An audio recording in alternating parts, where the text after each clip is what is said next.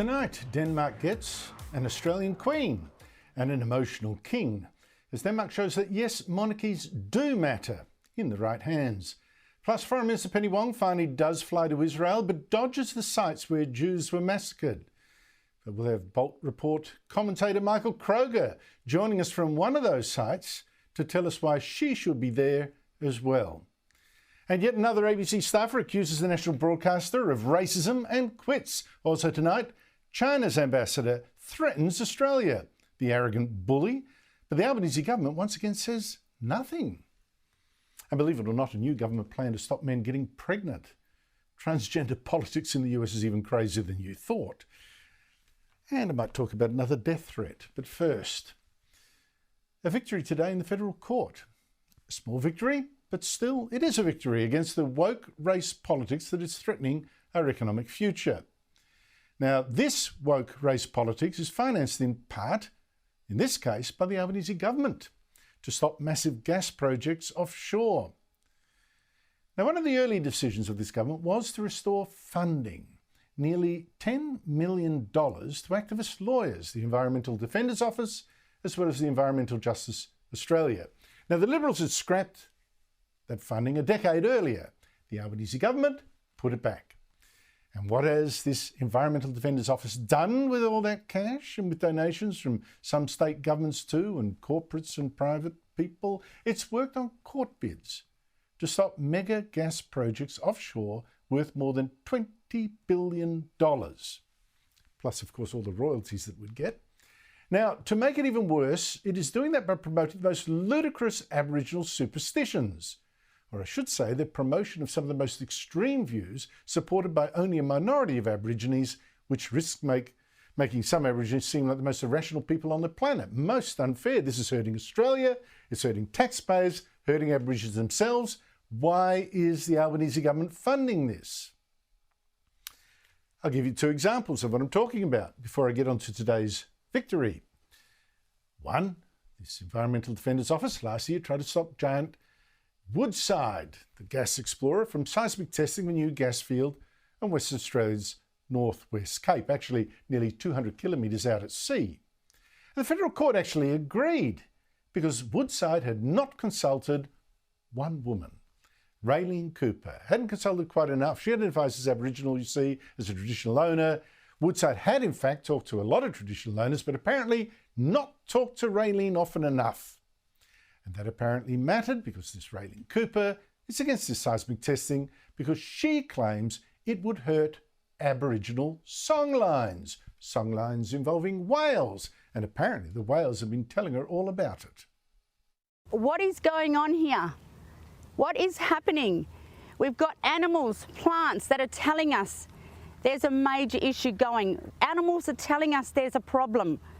This is huge. The whales are telling us, they're showing us how much they love us, people. Why do you think they put the big love heart there? We love you. Why are superstitions like that being backed by taxpayer-funded lawyers? Now, Woodside told the federal court it had never even been told of any so-called whale dreaming or whale songline way out there in that patch of sea until it read an affidavit from Raylene drawn up by this Environmental Defenders Office.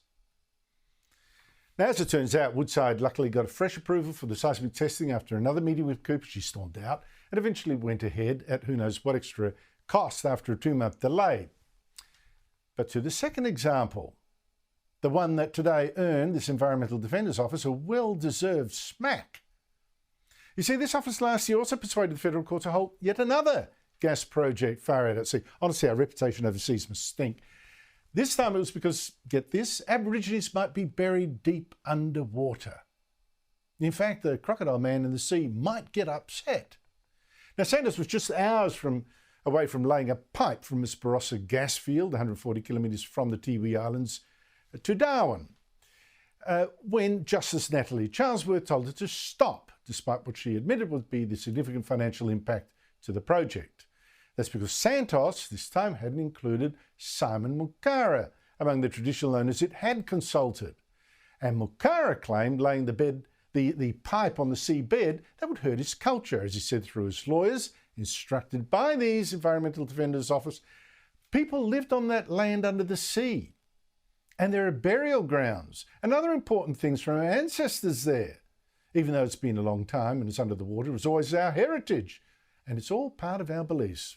Would you believe that? People buried underwater, many kilometres away, they still remember. And Makara and other elders also claim, well, the crocodile man and the rainbow serpent also live in the sea, and by sheer coincidence, just where the pipeline's supposed to go. And these spirits wouldn't like it. Now, Makara claimed he'd actually learned about the crocodile man from his dad. A man got speared, he said, because he was a greedy person, didn't share no food, he disappeared down to the beach. Then he was drifting probably not far from where he got speared, Wiapurali water, and he changed into a crocodile. Now, there are two issues here.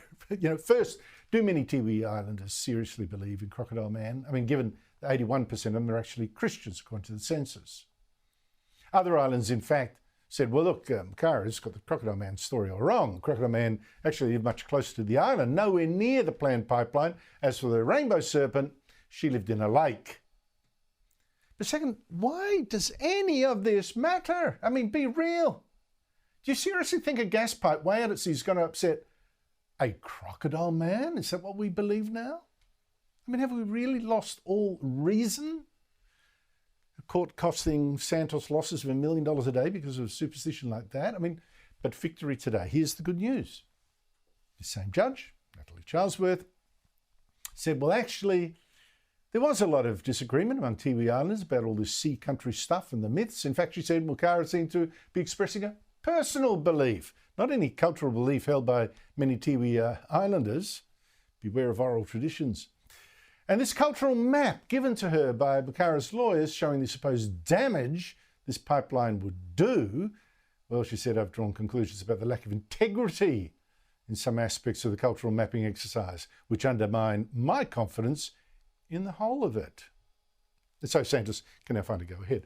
But how did it get to this legal brawl and all these expensive delays to both projects? I mean, talking whales, crocodile men, rainbow serpents who hate gas pipelines, a dodgy map about supposed Aboriginal sea culture, and all pushed by a green activist legal service, part funded by the Albanese government, to stop gas projects that we badly need. You've got to ask why we're forced to pay for activists who help hurt us by exploiting the most irrational superstitions. Joining me is Senator Jonathan Duniam. He's the Opposition's Environment spokesman. Thank you so much indeed for your time. Should the government actually cut funding to this Environmental Defender's Office when it's backing cases like this? Yeah, Andrew, absolutely they shouldn't. Thanks for having me. It's mad. It's like an autoimmune disease. This government, which on the one hand works with proponents and works through the approval process, then approves these projects or part of it. Then on the other hand, they fund an organisation, the EDO, that works with green groups to stop these projects and have their approvals appealed. If the government is truly a friend of the worker, they want to reverse the economic decline, they want communities to do well for themselves, well then funding the EDO is not a way to do that. Funding the EDO is giving a voice to inner city elites who actually don't care where their energy comes from or the resources they depend on to live every day come from. They just want to feel good about themselves and engage in this sort of activity. So I think there is no question. The government, as we've been saying for some time now, need to cease and desist, stop funding this organisation, which is actually bad for our economy and bad for our country and ultimately bad for the environment, so we can just get on and do what's right in this country and let these projects happen. But Senator, I mean, the argument would be it's like with legal aid, they want to even the playing field. So an ordinary citizen fighting a multinational, they can afford to run a case. Is there a fairness question here, or has there been a hijacking? There's no question this is a hijacking. This is an activist approach they are taking. Now, I'm all for the little guy being supported by groups like Community Legal Services, Women's Legal Service, those sorts of organisations that do some good work out in the community there. But the EDO go out and look for individuals that might want to participate in a case. like the one we're talking about now. They go out and look for these things. It's not about some poor downtrodden community where broadly they feel like the big end of town have steamrolled over them. This is about them seeking to splinter off individuals from a group. And I have had traditional owners in my office in Canberra telling me about how the EDO have tried to coax them into being a part of these cases, and they flatly reject it because, again, in the case of the one we're talking about here, Santos have done all the work on the ground. They've worked with the community. The community broadly felt okay about what was being proposed and what was in it for their community, that the EDO was able to find someone. Now, that's not evening the playing field. That is green lawfare. That is activism. That is the kind of stuff you'd expect from green groups, not from a taxpayer-funded organisation. I'd like to know how many wind farms and solar farms the Environmental Defender's Office has helped to challenge using our taxpayer funds on the grounds that they are indeed a blight on the environment. I wouldn't be holding my breath on that one. But listen, now look, there is a problem in the law here. The Resources Minister, Madeleine King, she's going to try to cut the ambiguity in the rules about consultation to avoid legal delays like this. I mean, seriously, how many people exactly do these companies have to consult? How often? It's just too much. But look, the other point that I raised is, should in fact rainbow serpents and crocodile men, even if genuinely believed in by some people, should they be used as an excuse in court to stop or delay resource projects? Well, as evidenced by the judge's comments, no, they shouldn't. The case was not made that there was sufficient grounds on the basis of serpents and crocodile men and other Indigenous culturally significant elements that this project should be stopped. And so on that basis, no, I don't think it's fair to point to these elements of someone's beliefs and say that is enough to stop a project. And the scope is too far, too wide. Madeleine King is the minister. She sits in cabinet. She can draft up laws to reduce the scope, to minimise the ability for individuals, wherever they might be. They could be thousands of kilometres away, yet have a standing in a court to bring these projects to their knees. That needs to be restrained. It needs to be reined in, and that's something we've been calling for a while. And, again, memo to Madeleine King, you're in government, fix it. You can do that now. You don't have to say it needs to change. You've got the Treasury benches under your backside. Get on and do it. I mean, that's the job she's got, and she should just do it.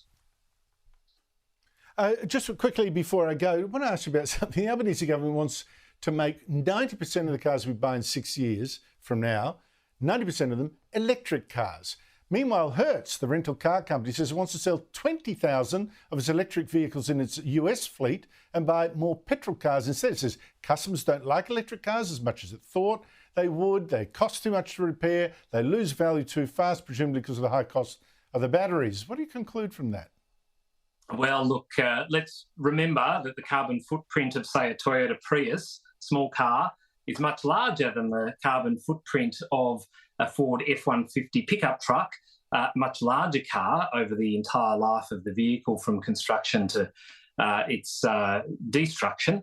I was offered by Hertz Polestar, an EV, when I went to Perth, and I was driving out into region Western Australia, and I said, look, that's not going to get me there. And they politely agreed and found me some, one of those nasty internal combustion engine cars. The reality is the market aren't convinced. Australia isn't a suitable place to have EVs running over the place. Hertz has woken up and smelt the coffee and are offloading these cars.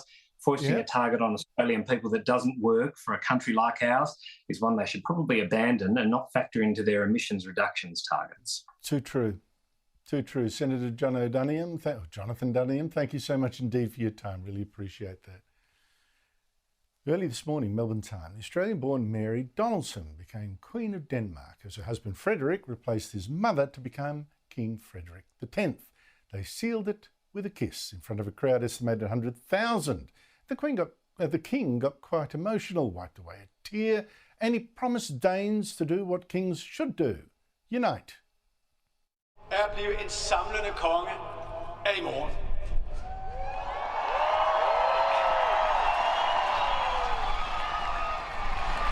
Det er en opgave, jeg har nærmet mig hele mit liv.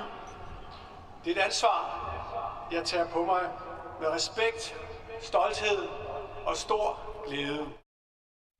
I see many Australians, especially Tasmanians, loving the idea that even one of us can rise to royalty. Good luck to her. Good on her. Good on her. Good on him. Yeah. Good on her. It's wonderful. Finally, an Australian on a throne somewhere. She seems quite at home there in the role. She's been there for a while. I mean, she's conducts herself very well. She's got a lovely family. I'm sure she'll be just fine. It's very special, yes, very. It's a proud moment for Australia, but especially for Tasmanians. I think it's wonderful. Yes. It's fabulous. What makes it so special? Oh, because she's Aussie. She's gorgeous too. So, yeah, no, beautiful.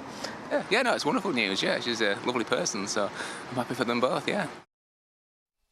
You know, looking at Mary grow from a young Australian who met her prince in a Sydney pub into the very polished, discreet and regal woman she is today, I love how people can actually grow into the highest roles. Come the hour, come the woman. And another thing, you know, seeing how many Australians love having an Australian Queen tells me again that people who say royalty is dead and a republic inevitable, they're wrong. Joining me is Danish journalist and foreign correspondent Jesper Steinmetz. Jesper, thank you so much for your time again. Look, your thoughts on this coronation, which had some pomp, yes, but was very much more relaxed and much, much shorter than the coronation last year of King Charles.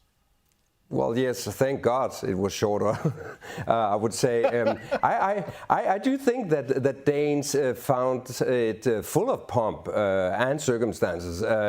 This is very much in line with the Danish tradition, and in that respect, it was very moving. And you also heard the audience, hundreds of thousands of people from all over the country, all over the world, really, who had traveled to Copenhagen to celebrate the proclamation of the new king. So this was the Danish way of doing it. And it's very interesting. In Denmark, we don't actually compare our royal family to the British one. Most Danes are very content with what we have and are very pleased that the Danish family don't have the same scandals, the same amount of scandals as the British one has. Oh, yes, but I got to pull you up on that, don't I? I mean, Frederick had a reputation as a playboy in his, before he met Mary, of course, who put him on the right track. But then there were rumours of an affair in Spain last year. Now, I guess he's sown his wild oats and all that, but is this a man that's going to make a good king? Well, time will show. And as to his playboy image, I think most Danes would say, well, it only makes him human. And it again speaks to the quality and perfection of Queen Mary, what she has contributed with, after she came into his life. He's less of a playboy than he was before he met her. Well, speaking of her, what role do you expect she will play here? What is she going to bring to the job? I think she's already shown what she's bringing to the job and to the position. I mean, she's perfected her role as crown princess. She doesn't put a foot wrong, really. And it's very clear that after they met, she has, that's my interpretation at least, she has reminded him of the position he holds, and that it's not a given that the royal family and the monarch is popular. It's up to him, it's up to them. And she has definitely also made sure that he comes to visits, he comes to events much better prepared than he did before. Before he met Mary, he often had the image of a crown prince who didn't really care about the job, who sometimes not showed up late, but maybe had been out partying the night before and wasn't really able to give the speech that he was supposed to, or maybe hadn't even read it before he was given the speech. After she has arrived in his life and in our lives in Denmark, it's very clear that he, as crown prince and now king, is much better prepared and takes his role and position much more seriously than he did before. And that's all thanks to Mary. Jesper Steinmetz, a tribute to the power of marriage as well. Pick a good woman and you two can be king. That might be a good king. That might be the real message here. Thank you so much indeed for your time. Really appreciate it. After the break, Foreign Minister Penny Wong. She's finally off to Israel, but still refusing to visit places where Jews were massacred. Jewish groups are outraged, I'll cross to Michael Kroger, who's in exactly the kind of place Penny Wong won't go, but should. I mean, what is wrong with this government? A lot of world leaders flew to Israel to show solidarity with it after that shocking slaughter of 1,400 people, mainly Jewish civilians, by Hamas terrorists. That was 3 months ago. The slaughter and the rapes and the kidnappings that actually started this war, and that many activists of the left tend to forget. Our Prime Minister, Anthony Albanese, didn't go to Israel. Our Foreign Minister, Penny Wong, also didn't go. But now she is going, and to some Arabic countries and the West Bank as well. But once she is in Israel, she is not going to visit the sites of the mass murders. Not that the Prime Minister thinks it's his business where his Foreign Minister goes. Is it correct that Penny Wong won't be visiting the sites of the October 7 attacks? Well, Penny Wong's itinerary is a matter for her and for... But you know where she's going. I've got to tell you, what I don't do is have a precise itinerary of all of my ministers. But Penny Wong will be meeting with survivors and families of victims from the October 7 terror attack in Jerusalem. She'll also be meeting with communities who've been impacted by settler violence in the occupied Palestinian territories. Now, the opposition is as surprised as I am by Albanese's uninterest in who exactly Penny Wong does meet. It's time for Mr Albanese to take an interest in these matters and to direct his Foreign Minister to visit the affected sites so that they can develop an appreciation for just how significant these attacks have been.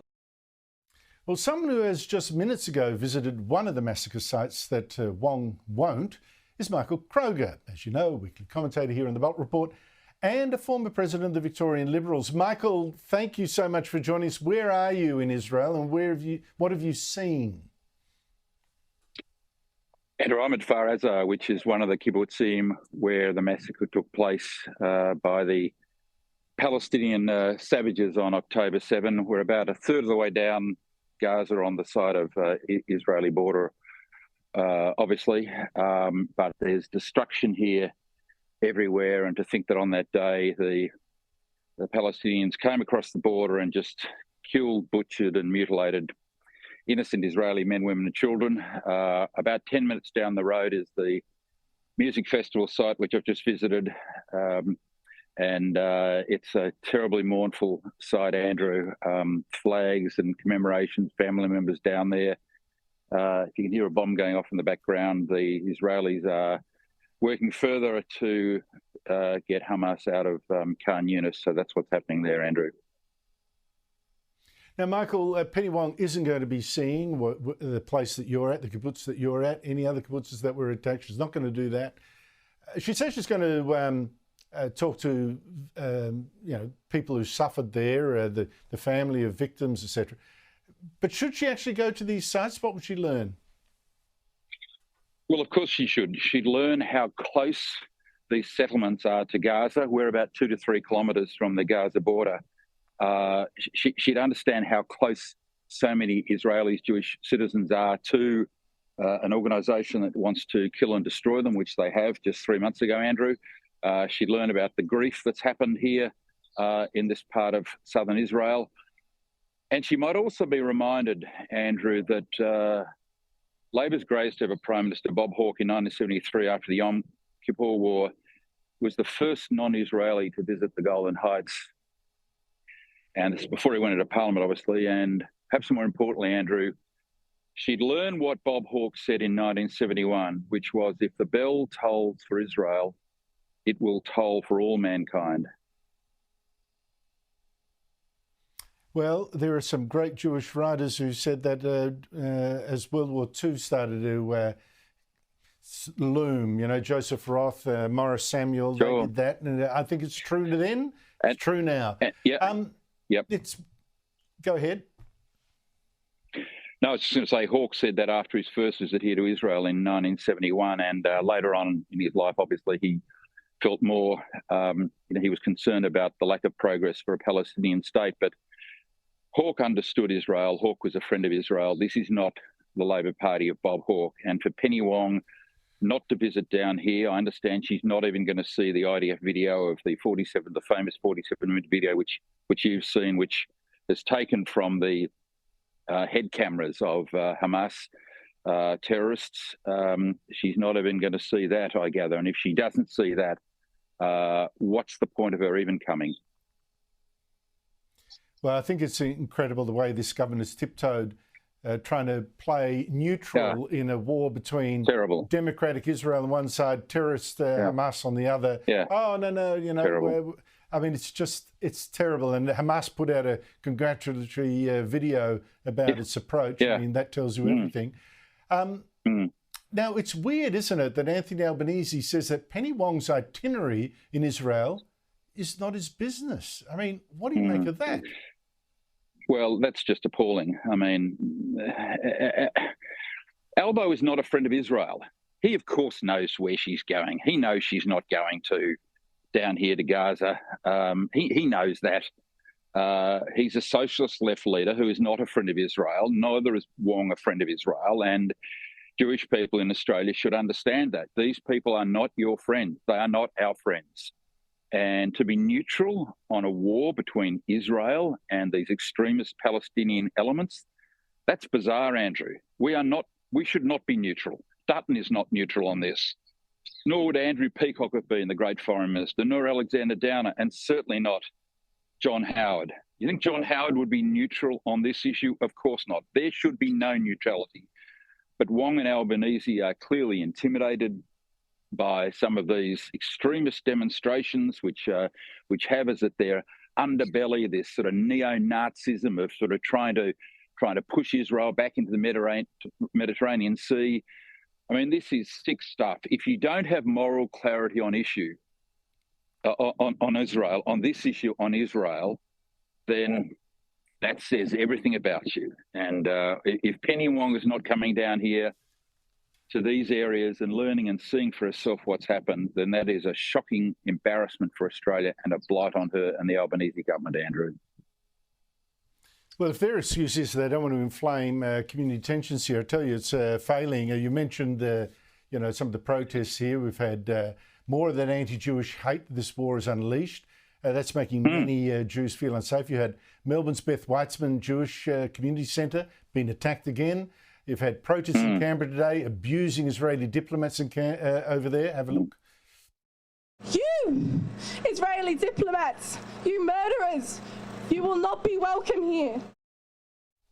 In fact, Michael Crow, you've got a Jewish man who's been told by a couple he got closer they're cancelling their plans for him to be their sperm donor because he was Jewish. You've had Rufi Gemeinde, one of Australia's richest men, has been the consul honorary consul for South Africa for 17 years. He just announced he's quitting.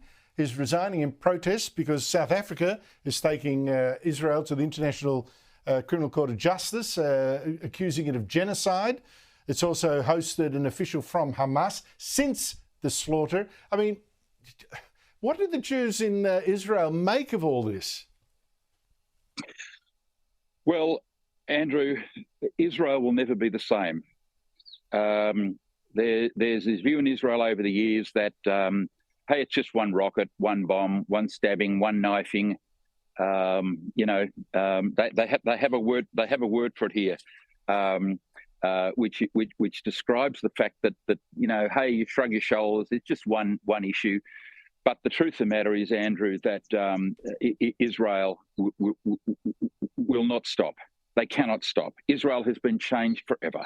You cannot have people coming across the border, slaughtering innocent women, men, children, and then beheading them. I know you've seen the video, and I know some of the atrocities we're not allowed to talk about on television, but quite frankly, these Palestinian savages who garroted a pregnant woman down here and what they did to the baby. I mean, Israel is not going to put up with this any longer.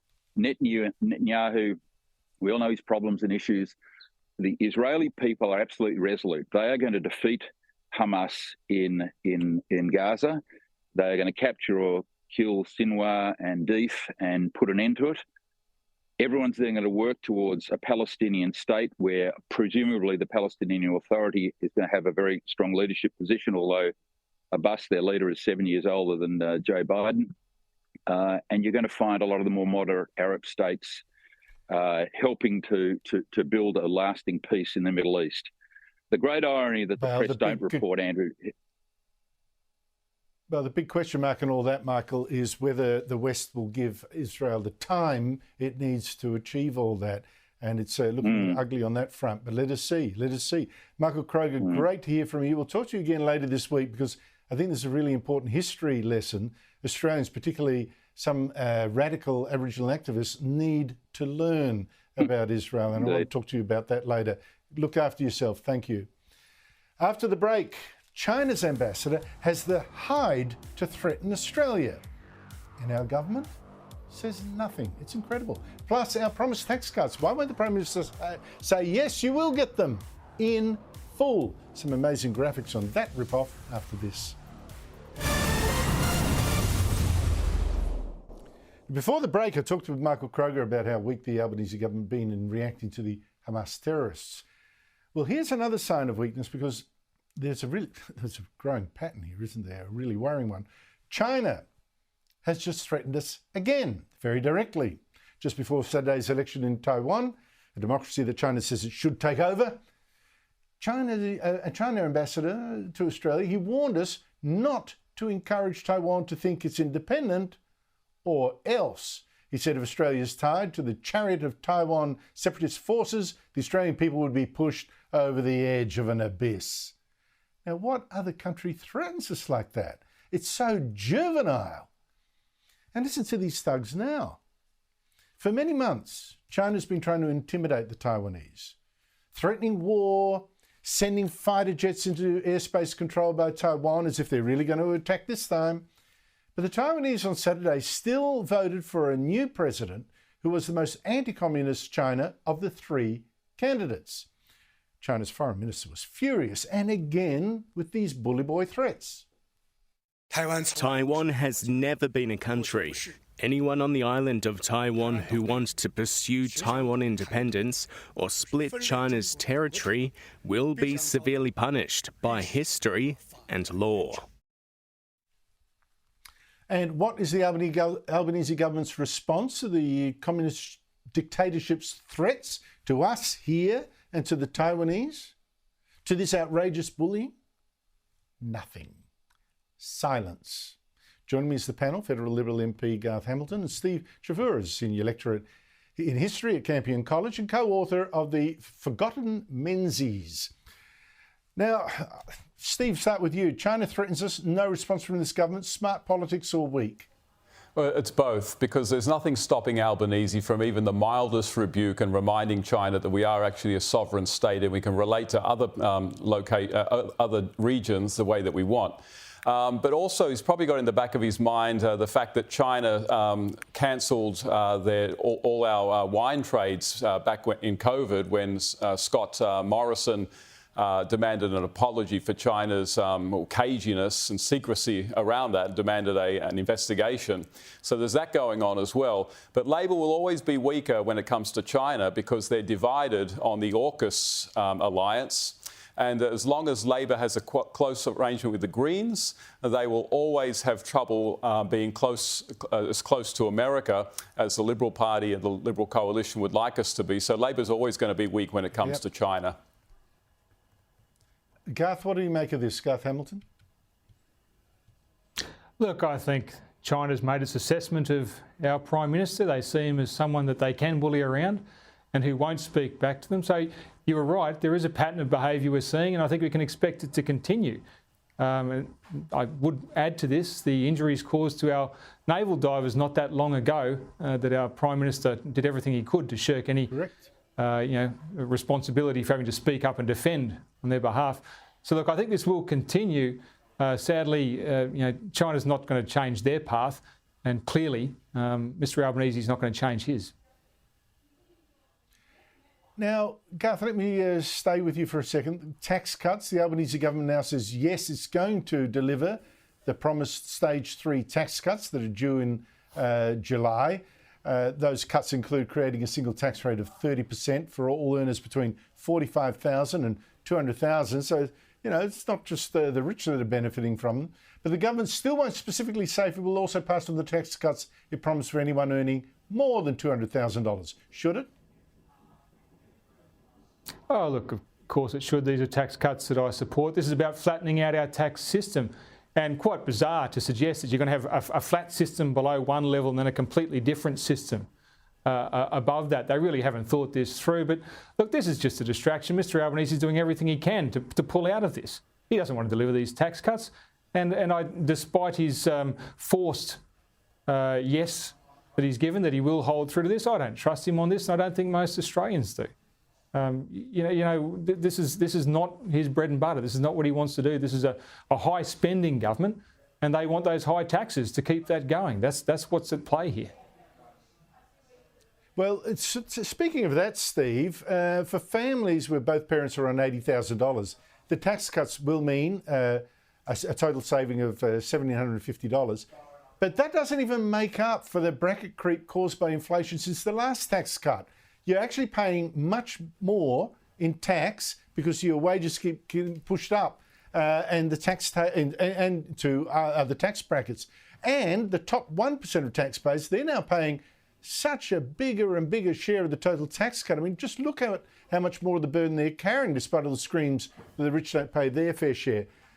Do you think the rich in Australia deserve their tax cut too? Well, it's both fair and it's smart. I mean, there is no good reason to discriminate against the rich because they are rich. But the other thing is that when you give tax cuts to those who are earning over $200,000 a year, a lot of that money goes straight back directly into the economy through purchasing goods and services and things like that. It's much better to get the money into the economy via a tax cut for those earning much more money than to put it back into a bloated bureaucracy so it can bounce around there and then a trickle of it goes back into the redistributive welfare state system. So it's a very, very good idea actually to pass that tax cut on to everyone, regardless of what they earn. I think the fundamental question has always got to be asked, who can spend your money best, you or them? But the Liberals too, Garth, I've got to ask you a hard question here. I mean, shouldn't they be making some promises of their own to get back their reputation for being good economic managers? I mean, that reputation sort of went out the window when they spent massive amounts of money in government. Now, it is true, a lot of it was because of the pandemic to stop us going into recession. I got that. But what do they need to do now? Well, I think we need to have an honest conversation with Australia. Being responsible economic managers means dealing with the issues of the day, and those have changed dramatically just in the last couple of years. But we can see an economy tightening. We can go into households around Australia and people are having to make tough decisions on how they're going to spend their money. I think they expect to see a Liberal government that's willing to make those tough decisions too. Government spending today is over $100 billion more than it was pre-pandemic. And yet somehow Jim Chalmers has got away with using words like restraint and budget repair in the press to describe what he's doing. He increased spending by $188 billion and everyone looked back and said, yes, that sounds like restraint. It's nonsense. We need to call it out. You can't be a government that we would propose to be that is low taxing and be high spending. Those two things don't work together. Now, the conversation needs to be about who do you trust to make those reductions? Who do you trust to do that fairly to ensure that the hourglass economy we're experiencing, where middle Australia is getting squeezed, doesn't become more and more unfair for the working poor? And that's a position that we need to take as the Liberal Party. I think we need to be strong and open about it. Well, maybe Australians, though, Garth Hamilton, have got used to the idea that there's an endless pot of money and it doesn't matter how much in debt you get, the sun still rises in the morning. And the Liberals might be too scared to say they're going to cut this or that. But Steve Trevor, I tell you what, they could cut spending to the ABC and that'd be good for the nation. I can't believe this. Yet another ABC staffer is accusing the ABC of racism. Now, I discussed it last Thursday, because we'd already had Antoinette Lattouf, a Lebanese Australian, suing the ABC for sacking her as a fill-in radio host for being an anti-Israel activist. She said, oh, this is racist. You had ABC presenter Dan Bushier, who identifies as Aboriginal, saying he'd suffered racism at the ABC. Presenter Stan Grant accusing the ABC of institutional failure and not defending him. Asian Australian reporter Jason Om saying he'd been disappointed by the ABC's treatment unnamed Aboriginal staffer complaining of racism there, said it was worse than anything online. And since then, now, Lebanese Australian journalist Noor Haydar, she's resigned from the ABC saying it doesn't support culturally diverse staff. And she's unhappy with this coverage of the war in Gaza, which, by the way, she's been extremely critical of Israel in her online feed. What is going on, Steve Trevor, at the ABCs? Is it racist as all get out, or a victim of its own culture war? Exactly. I mean, I would be shocked if there weren't accusations of racism all throughout the ABC, because they hire woke journalists who come out of woke universities who believe that racism, systemic racism, microaggressions are everywhere. The ABC reinforces that and tells them that it's all true. Of course, at some point they're going to start saying when their careers aren't going as well as they think they should be going, or when they don't feel that they're getting the support from the ABC, when they attack Israel or when they attack Australia or the monarchy and they get a bit of a pile on social media, of course they're going to say, oh, it's because of racism, it's because of my skin colour. So I'm not shocked at all that this is happening. One thing I will agree with all these people on, they do say that ABC's obsession with diversity is all humbug. I actually agree with that. When you go onto the ABC website, which charts its diversity metrics, the one diversity that really counts for the ABC they do not have, and that is diversity of opinion. They do not have that. They'll talk about diversity of gender, of race, of disability, of all other things. But the thing that really counts for Australians is diversity of opinion. They are not remotely interested in. So on that, I agree with them, that the diversity in the ABC is pure humbug. Oh, it's got much, much worse since the days that Gerard Henderson and I, for instance, were regular commentators on the ABC. That's got long past. All right, Garth Hamilton, I'm going to put the wood on you here. You say the Liberals should establish their financial credentials. Should they include cutting some of the financing for the ABC? Well, look, I'd love to see the ABC get a bit of a haircut. Maybe put Peter Credlin in charge. There you go. That's my first proposal. But if you want to save a bit of money, we probably could have saved a bit of money on the referendum we just had, or the wages of the Assistant Minister for the Republic, who's no longer going to be doing anything. There's some cuts I'll propose straight off the bat for you, Andrew. I'm sure we could find more. I think the ABC, in this online world where everyone's got their own favourite news source and they increasingly are paying for it, their choice, the ABC should be part of that world. Let it be a subscription service. After the break, thank you. Oh, thank you, gentlemen. Steve Trevor, I was not going to thank you. Steve Trevor and Garth Hamilton, thank you very much to you both. After the break, the TV drama that finally blew open a scandal. Do you know 230 post office workers were falsely jailed in Britain? And no one cared until this drama series came along. Esther Kreku after the break.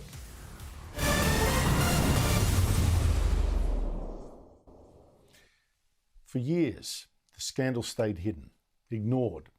And then on British television, suddenly a TV drama series based on this scandal bobbed up. It's called Mr. Bates versus the Post Office. And all hell broke loose. The computer system Post Office spent an arm and a leg on is faulty. No one else has ever reported any problems with Horizon. No one. You're responsible for the loss. I haven't got that money, and I don't know where it's gone. These deficits were most likely caused by you. That is the Post Office case. All our hopes, all our savings down the pan. That was a lie, actually.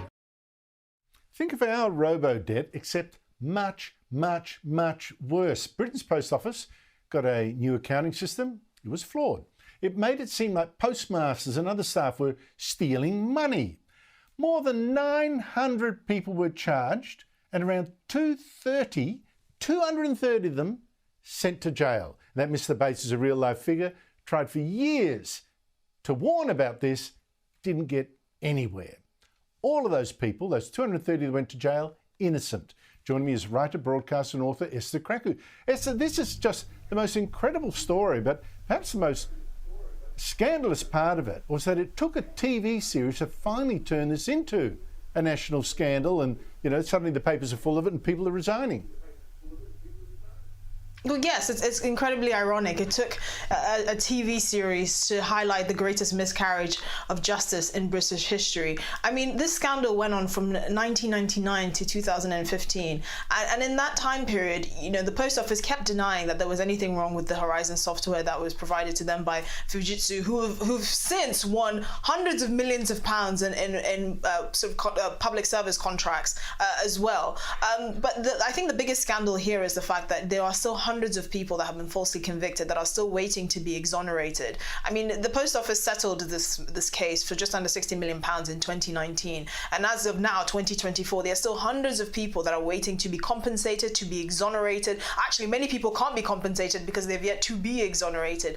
And it is just ridiculous. There's so many high-ranking public servants that must account for this, because in 2013, the Post Office released a statement admitting that there were flaws with the Horizon software, and they still chose to fight it in court for 6 more years.